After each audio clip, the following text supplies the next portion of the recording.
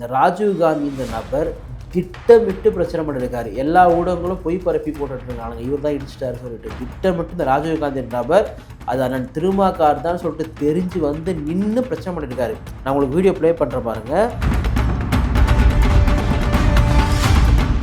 முதல்ல இன்னைக்கு இந்த ராஜீவ் காந்தி ஒரு வக்கீலே கிடையாது. அவர் யாரா வக்கீல்னு சொன்னீங்கன்னா அவர் போலி வக்கீல். ஏண்டான்னா 2023ஆம் ஆண்டே பார்த்தீங்கன்னா பார் கவுன்சில் அவர் வந்து வக்கீல் தொழில் செய்யக்கூடாது சொல்லிட்டு தடை விதிக்கிறாங்க. ரெண்டாவது, அந்த நபர் ஓட்டுனது அந்த பைக்கு, அந்த பைக்கோட நம்பர் என்ன, TN07BA4747, இதுதான் அந்த பைக் நம்பர். ஆனால் நீங்கள் சர்ச் பண்ணி பார்த்தீங்கன்னா அந்த பைக் வந்து ஒரு கார், மோட்டார் கார்னு போட்டு. அப்போது திட்டமிட்டு அண்ணன் திருமா அவர்களை வம்பெடுக்க வேண்டும் என்ற நோக்கத்தோடு வந்த ஒரு நபர். முதல்ல அதை புரிஞ்சுக்கணும். ஒருத்தன் போட்டிருக்கான் ஃபேஸ்புக்கில், அவன் பேர் வந்து குமரேசன் ரவிதேவர், அமமுக. சென்னையில் விசிக தலைவர் திருமாவளவன் அவர்கள் கார் இடித்து அவருடன் வந்தவர்களால் தாக்கப்பட்ட வழக்கறிஞர் ராஜீவ்காந்தி ராமநாதபுரத்தை சார்ந்த தேவர் சமூகத்தை சார்ந்தவர். அவன் கெட்ட வார்த்தையில் நிறைய போட்டுட்டு தேவமாறு மேலே கையை வச்சிருக்கியா, உங்கள் அறுக்காமல் இதோட விட்டுறது இல்லை அப்படின்னு சொல்லிடுறான். காவல்துறை இதெல்லாம் வேடிக்கை பார்க்குறீங்களான்னு கேட்குறேன். இப்போ இந்த நபர் என்ன நினைக்கிறாருன்னா, ஓஹோ இது நம்ம ஊர் மாதிரி இது, அந்த பக்கம் தென் மாவட்டங்கள் போல இது, நம்ம என்ன வேணால் இறங்கி சண்டை போடலாம், நம்ம வந்து ரவுடிசம் பண்ணலாம் நினைக்கிறது. அது சென்னை, அதுக்கேற்ற இடம் கிடையாது. அது வந்து சிறுத்தைகள் கிட்ட வேலைக்காக. நீ வந்து ஒரு தலைவரை வந்து நீ தாக்கிறதுக்கு போகிற, நீ வந்து முறைச்சிட்டு போகிறேன்னா வரவன் கை கட்டி கடி பார்ப்பானா? அவர்கள் எங்களை அடித்து விட்டார்கள், எங்களை தாக்கி விட்டார்களா? நீ அடிக்கிறதுக்கு போனால் என்ன பண்ணுவான்? கை வைக்க தான் முயற்சாங்க, அடிக்கலாம். அந்த வீடியோ நல்லா கிளியராக தெரியுது. ஆனால் இந்த ஊடகங்கள் எல்லாம் இன்றைக்கு முழுக்க பார்த்தீங்கன்னா இந்த விஷயத்தில் அண்ணன் திருமாவளவனுக்கு எதிராக வந்து பண்ணிட்டு இருக்காங்க.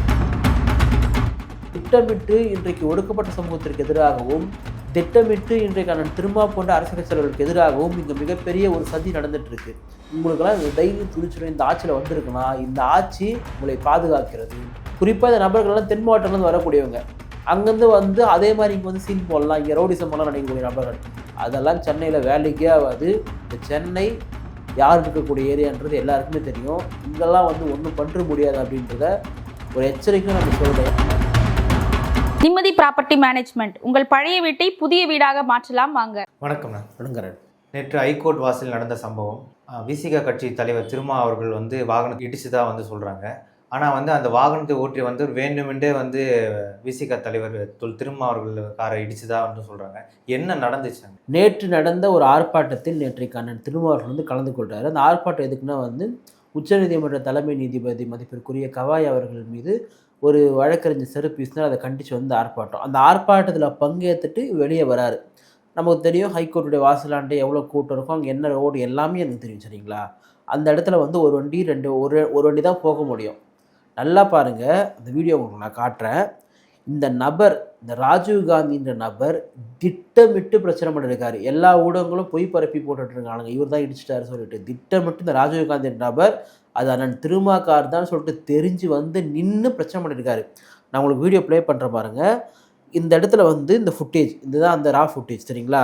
கார் போகுதா, இதை பார்த்துட்டு இந்த நபர் வந்து முதல்ல இந்த பைக்கு இந்த நபர் போகிறாரு. கார் வரதை பார்த்துட்டு அங்கே ஸ்லோ பண்ணி நிற்கிறாரு. அங்கே போல் ஸ்லோ பண்ணி நிற்கிறாரு.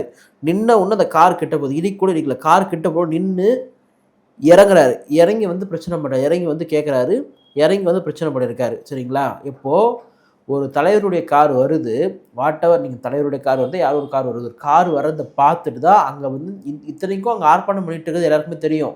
எல்லா வக்கீலுக்குமே தெரியும் அங்கே ஆர்ப்பாட்டம் பண்ணிட்டு இருக்காங்க, அங்கே திரும்ப தான் வந்து கலந்துட்டு இருக்காருன்றது எல்லாருக்குமே தெரியும். அந்த கார் வரதை பார்த்துட்டு இங்கே நின்றுட்டு இருந்த நபர், வாசல் நின்று நபர் போய் நின்று அந்த காருக்கு முன்னாடி போய் இப்படி நிற்கிறார் அப்படின்னா யார் மேலே தப்பு? முதல்ல இந்த வண்டி இங்கே போகுதுப்பா, வண்டி போய் திரும்பணும்.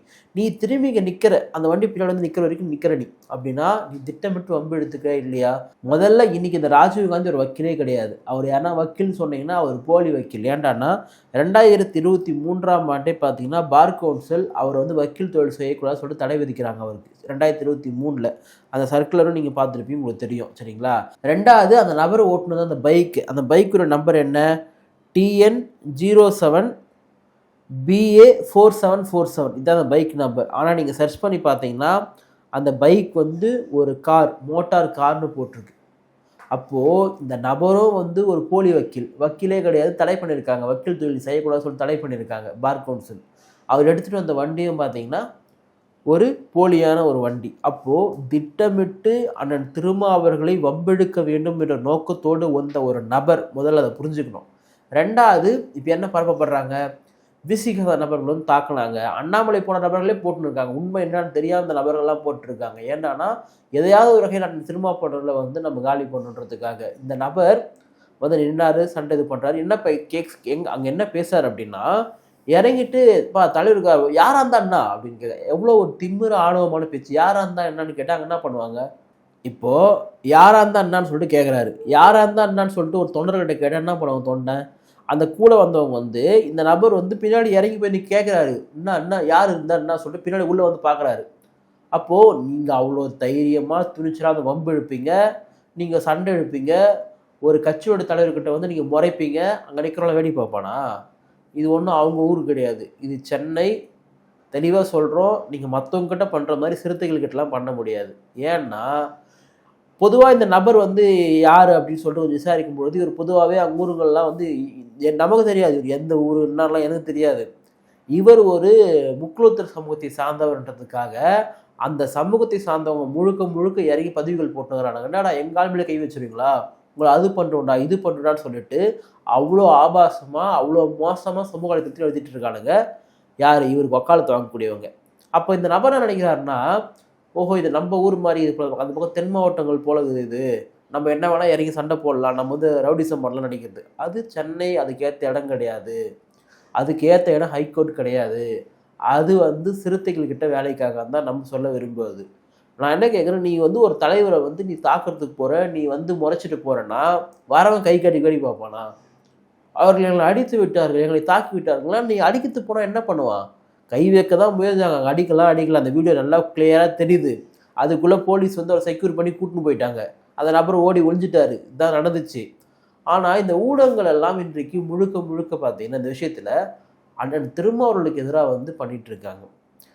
இன்றைக்கு தமிழ்நாட்டில் பட்டியல் சமூகத்தை சார்ந்த தலைவர்களுக்கு பாதுகாப்பு இல்லை அப்படின்றத தொடர்ந்து நான் சொல்லிட்டு வரேன். இன்றைக்கி அண்ணன் திருமாவளவனுக்கு ஒரு எஸ்கார்ட் போலீஸ் இருக்காங்க, கிட்டத்தட்ட ஒரு 2-3 பேர் வருவாங்கன்னு நினைக்கிறேன். அவர் கூட 2-3 பேர் எப்பவுமே கூட வருவாங்கன்னு நினைக்கிறேன், சென்னை போன்ற பகுதிகளில் பிற இடத்துக்கு போனால்.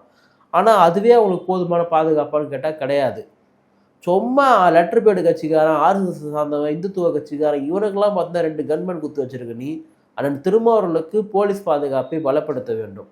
நான் தொடர்ந்து சொல்லக்கூடியது என்ன அப்படின்னா, அண்ணன் ஆம்ஸ்ட்ராங் அவர்களுக்கு ஒரு கன்மேன் கொடுத்துருந்தா கூட அவர் இன்னைக்கு நம்மளோட உயிரோடு இருந்திருப்பார்.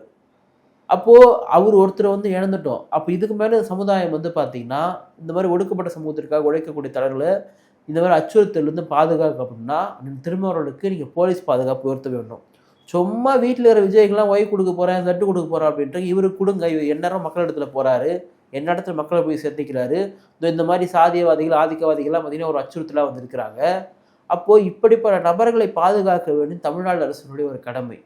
இந்த நபர் வந்து இன்னைக்கு வந்து இந்த பிரச்சனை பண்ணார் இல்லையா, பிரச்சனை பண்ணவுன்னு அவர் வக்காலத்து வாங்கணும். யார், ஒன்று இந்துத்துவவாதியாக இருக்கான், இன்னொன்று அந்த நபருடைய சமூகத்தை சார்ந்தவர் என்று அடையாளப்படுத்தக்கூடியவன். நான் அந்த ஜாதி பிரச்சனை தான் காரணம், நான் இதை சொல்ல வரல. ஒரு சம்பவம் நடந்துச்சுன்னா நீ என்ன பதிவு போடுறேன், ஒருத்தன் போட்டிருக்கான் சரிங்களா ஃபேஸ்புக்கில், அவன் பேர் வந்து குமரேசன் ரவிதேவர் அமமுக. சென்னையில் விசிக தலைவர் திருமாவளவன் அவர்கள் கார் இடித்து அவருடன் வந்தவர்களால் தாக்கப்பட்ட வழக்கறிஞர் ராஜீவ்காந்தி ராமநாதபுரத்தை சார்ந்த தேவர் சமூகத்தை சார்ந்தவர். அவன் கெட்ட வார்த்தையில் நிறைய போட்டுட்டு அது இதுன்னு சொல்லிட்டு கெட்டப்படுத்தும். தேவமாறு மேலே கையை வச்சிருக்கியா, உங்கள் அறுக்காமல் இதோடு விட்டுறது இல்லை அப்படின்னு சொல்லி எழுதுறானுங்க. காவல்துறை இதெல்லாம் வேடிக்கை பார்க்குறீங்களான்னு கேட்குறேன் நான். இந்த நபரோட பேரை சொல்கிறேன், குமரேசன் ரவிதேவர் அமமுகன்னு போட்டிருக்கான். அவன் அவ்வளோ அசிங்கமாக பேசியிருக்கான், கெட்ட வார்த்தை, அதெல்லாம் வெளிப்படையாக பேச முடியாது. நான் உங்களை வந்து அறுக்காமல் விட மாட்டேன் அப்படின்னு சொல்லி எழுதியிருக்கான். அப்போது திட்டமிட்டு இந்த நபர் வந்து பண்ணிருக்காரா இல்லையா? அவனுக்கு வந்து இந்த தேவர் அமைப்பு சார்ந்த நிறைய பேர் சௌத்ரி தேவர் அவங்க சொல்லி சப்போர்ட் பண்ணுறாங்க. இது போன்ற நபரும் வெளிப்படையாகவே வந்து உங்களோட அறுத்துருண்டா இது பண்ணணும் கேட்குறானுங்க. அப்போது இந்த ராஜீவ்காந்தி நபர் திட்டமிட்டு வந்திருக்காரா இல்லையா? நான் ஆதாரத்தோடு சொன்னேங்க. இந்த காவல்துறை இப்போ என்ன பண்ண போகிறாங்கன்னு தெரியல. ஆதாரத்தோடு நான் சொல்கிறேன், நான் இப்படி எழுதியிருக்கானுங்க. அப்போ இந்த நபரை நீங்கள் விசாரிக்க வேண்டாமா வேண்டாவா? இது ஒரு விபத்து தற்செயல் நடந்த ஒன்று நீங்கள் பார்க்கவே முடியாது, ஃபுட்டேஜே இருக்குது. நேராக அந்த ஆள் வராரு, நிற்க வைக்கிறாரு, இவர் வராருன்னு தெரிஞ்சு தான் வந்து பிரச்சனை பண்ணுறாரு. ஆனால் ஊடகங்கள் பொய் பரப்புகிறாங்க. நீங்கள் விசிகான்ற கட்சினாலே அவங்களாம் ரவுடிசம் பண்ணக்கூடியவங்கன்னு சொல்லக்கூடிய அந்த அயோக்கியத்தனமான மைண்ட் செட் இருக்குதுல்ல, இதுதான் ஜாதி புத்தின்னு சொல்கிறது. ஏண்டானா விசிக கட்சியினர்கள்லாம் பெரும்பான்மை வந்து பட்டியல் சமூகத்தை சார்ந்தவங்க. பட்டியல் சமூகத்தை சார்ந்தவர்களாக இருந்தாலே அவங்க இப்படி தான் இருப்பாங்கன்னு சொல்லக்கூடிய இந்த மனநிலை ஒரு மோசமான ஒரு சாதி புத்தி. முதல்ல அந்த சாதி புத்தியிலிருந்து வெளியே வாங்க. இன்னைக்கு அங்கிருந்து அத்தனை பேருமே வந்து வழக்கறிஞர்கள். அவர் கூட வந்தாங்க இல்லையா? அத்தனை பேரும் வழக்கறிஞர்கள்.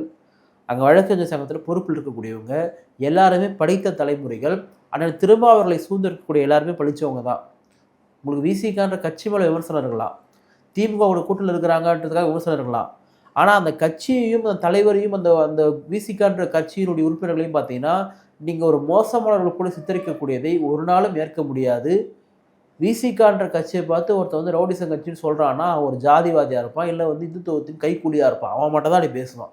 இப்போ இந்த ராஜீவ்காந்திக்கு சப்போர்ட் பண்ணக்கூடியவனும் அவன் தான். ஒன்று அந்த நபரை சார்ந்த சமூகத்தை சார்ந்த ஒருத்தன் நீ சப்போர்ட் பண்ணு போய் எங்கால் மேலே தப்புன்னு சொல்லிட்டு போ. ஆனால் உங்களால் அறுக்காம பாட்டில் பேசுகிறான்னா அவனுக்கெல்லாம் அந்த திமிரு அந்த தைரியம் எங்கேருந்து வருது? இந்த காவல்துறை நம்மளை வந்து சும்மா இருப்பாங்க. உதாரணத்துக்கு கூட மதுரை மேலூரில் நடந்த ஒரு ஆர்ப்பாட்டத்தில் அந்த இசைக்கு ராஜாதேவர் ஒருத்தர் பேசுகிறாரு. நீங்கள்லாம் வந்து எங்களுக்கு அடிமைகளாக இருந்தவங்க, பண்ணடிமைகளாக உங்களை கூட்டின்னு வந்தோம், தலித் பயங்கரவாதிகள் சொல்லிட்டு பேசுகிறாங்க. அந்த ஆள் மேலே இது வரைக்கும் என்ன நடவடிக்கை எடுத்தாங்க? அப்போது திட்டமிட்டு இன்றைக்கு ஒடுக்கப்பட்ட சமூகத்திற்கு எதிராகவும், திட்டமிட்டு இன்றைக்கான திருமா போன்ற அரசியல் கட்சியாளர்களுக்கு எதிராகவும் இங்கே மிகப்பெரிய ஒரு சதி நடந்துட்டு இருக்கு.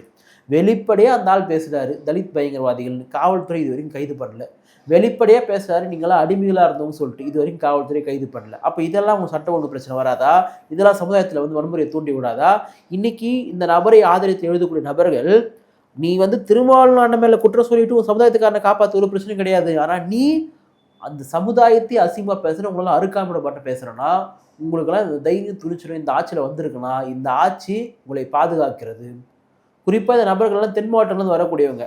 அங்கேருந்து வந்து அதே மாதிரி இங்கே வந்து சீன் போடலாம், இங்கே ரவுடிசம் எல்லாம் நினைக்கக்கூடிய நபர்கள். அதெல்லாம் சென்னையில் வேலைக்கே ஆகாது. இந்த சென்னை யார் இருக்கக்கூடிய ஏரியான்றது எல்லாருக்குமே தெரியும். இங்கெல்லாம் வந்து ஒன்றும் பண்ண முடியாது அப்படின்றத ஒரு எச்சரிக்கையும் நம்ம சொல்கிறோம். ஏன்னா நீங்கள் வருவீங்க, சண்டை வெளிப்பீங்க, ஒரு தலைவராக இருந்தால் கூட எதிர்த்து போவீங்க, மற்றவங்களாம் கை கடி வெடி பார்ப்பான்னு சொல்கிறதெல்லாம் அது ரொம்ப மோசமானது. ஒரு ஒரு ஒரு விரைங்கத்தை கூட அச்சா திரும்பி பார்க்கும். ஆனால் நீ என்ன பண்ணுற? நீ சண்டை வெளிச்சிட்டு நீ போயிட்டு அவனை விட்டுருன்னு நினைக்கிற. அது எப்படி? அது இந்த நபர் இன்றைக்கி காவல்துறை கட்டுப்பாட்டு இருக்கான்னு நினைக்கிறேன், எனக்கு தெரியல எனக்கு. ஆனால் அவங்க குடும்பம் சார்ந்தவங்க வந்து மீடியாவில் வந்து சீன் போடுறாங்க, அப்படியே ஒரு மயக்கம் வந்துருச்சு.